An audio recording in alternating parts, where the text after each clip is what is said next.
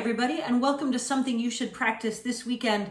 Okay, so I have been in the studio a lot over these last few months, and so this is something that was coming to my mind as I was listening to all sorts of different fiddlers, including myself, back over the studio microphones, and the question of tone becomes a thing, right? How is our tone? And so I thought, let's work on our tone this weekend, because it's not always where we want it to be, right? So here's what we're going to do.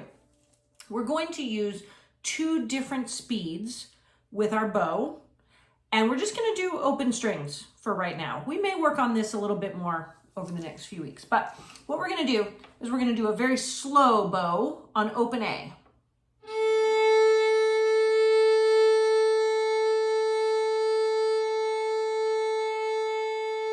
Just like that.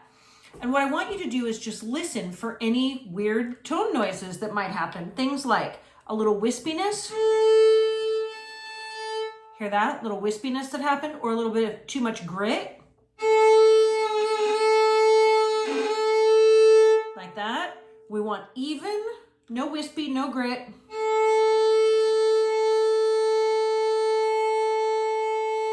All the way along, okay? Then, once you get better with that, then go back and do the up bow as well.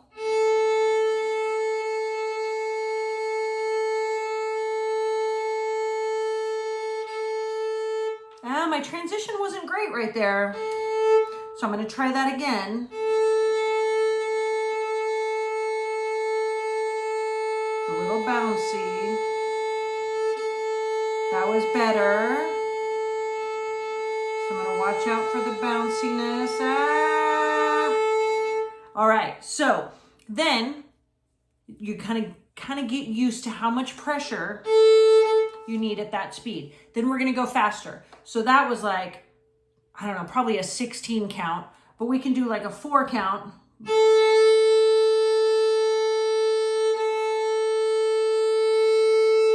And as you go faster, I want you to press down a little bit more, a little more volume, a little more pressure, but also thinking about all the same things. No wispy, no gritty, okay? So that, and then I want you to do that on all 4 strings because it's different for each of the 4 strings, right? So D, you need a little more pressure because it's a wider gauge string.